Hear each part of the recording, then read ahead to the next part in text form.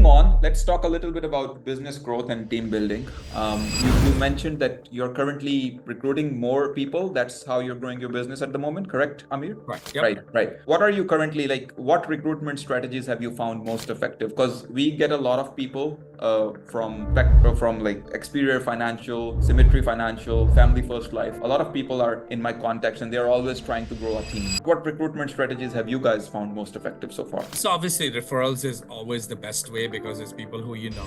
We are a small company. We really don't do a lot of brand new recruiting. As Tiger said, there's a lot of people that come into the business and fail. Yeah. We end up hiring a lot of people that are with other companies and have already been trained. Then they join us. Since we're a brokerage firm and we represent 80 different companies, it's much easier for us to take over people that come from a single company and are able to sell all the different products. I think seminars is another way. We do recruiting seminars every now and then and do that kind of stuff. And then I think being visible. In my opinion, social media is probably the best form of recruiting.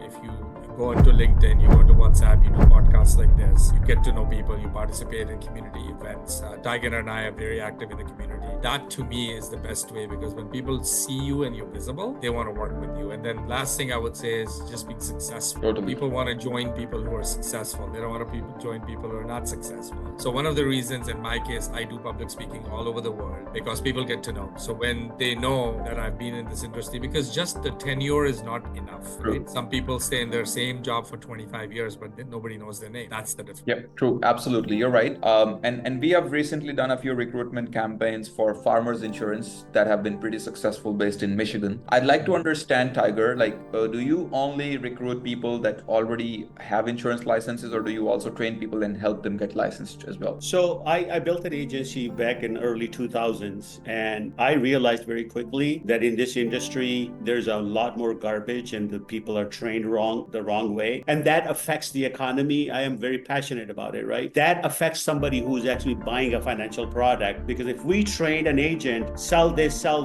more of this, that poor agent doesn't know that it's not doing anything for the person that's buying it. So my strategy now moving into the future is going to be more geared towards that somebody who is fresh to the industry, because if you want to create income, you can create income in this industry before you get your license. So if you create income before you get your license, then you're going to put you in a better position to have some money for marketing and other things that you need when you get into the industry, when you get your licenses, right? So I'm designing a program. We're going to be recruiting people from outside of the industry and they're going to be provided with some simple products that are very easy to sell, very easy, very good for the consumer, very good for the business owner, but they don't need to have a license to start. Financial services side, they really need to learn a lot more before they can start implementing it. So my retention was at 80%. This never heard of in my last agency. And that was the reason, because I didn't allow people to come into my agency and then just say, okay, now you got the product training, now you got this.